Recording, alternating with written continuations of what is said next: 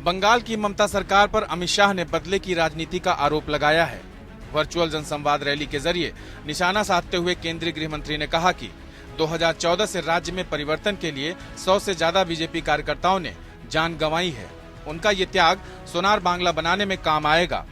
अमित शाह ने कहा कि हम अपनी सरकार का हिसाब दे रहे हैं, ममता बनर्जी को भी अपने शासनकाल का हिसाब बताना चाहिए। शाह ने तंज कसते हुए कहा कि कहीं टीएमसी बम धमाकों और बीजेपी कार्यकर्ताओं की मौत का आंकड़ा न गिना दे।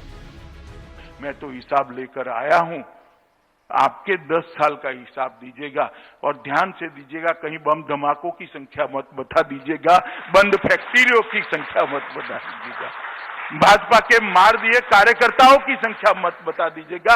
हिसाब लाना है तो विकास का लेकर आइए ममता दी, मैं आपको कहता हूं कल आप हिसाब लेकर आइए। बंगाल सरकार पर केंद्र की योजनाएं लागू न करने का आरोप लगाते हुए अमित शाह ने ममता बनर्जी को चुनौती दी और कहा कि राजनीति के कई और मैदान हैं, ममता जी जो मैदान तय करें वहीं दो हाथ हो जाए। शाह ने बंगाल में सत्ता बदलने की भी भविष्यवाणी की। ममता जी ने ये प्रवासी मजदूर जो अपने माँ बाप और पत्नी और बच्चों को मिलने आ रहे थे, कोरोना संकट में अपने परिवार के साथ रहना चाहते थे, उनकी ट्रेनों को कोरोना एक्सप्रेस नाम दिया। हमने उसको श्रमिक ट्रेन नाम दिया। ममता दीदी ने कोरोना एक्सप्रेस कहा।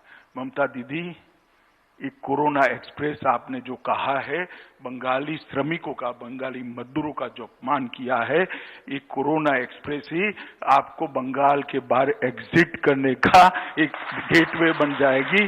बंगाल में विधानसभा चुनाव को लेकर बीजेपी पूरी तरह से ममता सरकार पर हमलावर है। बीजेपी ने ममता बनर्जी के 9 साल के कार्यकाल पर पिछले हफ्ते 9 बिंदुओं का आरोप पत्र जारी किया था। पार्टी ने अब सोशल मीडिया पर भी ममता का शासन अब और नहीं अभियान चलाया है। Bureau report.